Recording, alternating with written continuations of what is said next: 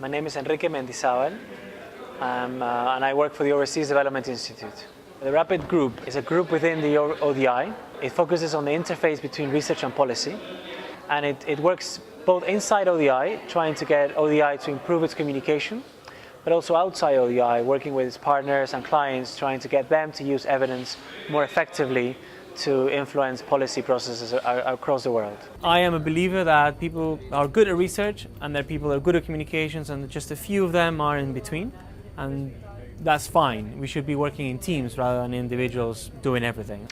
Well, Rapid was created first as a program when ODI realized that we had to improve the way we produce and communicate our research.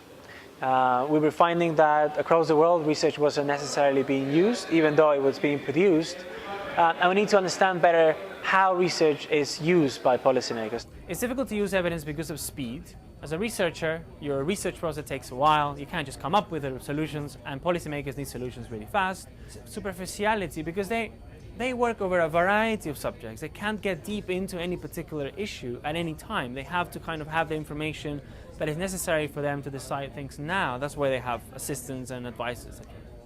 Spin in the sense that they can change their mind every time. And whenever we do some research, we tend to put at the end, oh well, but the hypothesis might be wrong. I don't have enough information. I need to do a bit more research. They can't do that. You have to say something, simple message, everybody needs to understand, and they need to give you votes, and you can work with that. Secrecy, obviously, some discussions are secret. You can't share them, you can't communicate, therefore you can engage with a number of actors. And scientific ignorance. I love ICT, but I know, at this much. So I can only engage with you at this level. Everything else, I'm not going to be able to understand. So all that evidence, you need to find a way of making it available for me.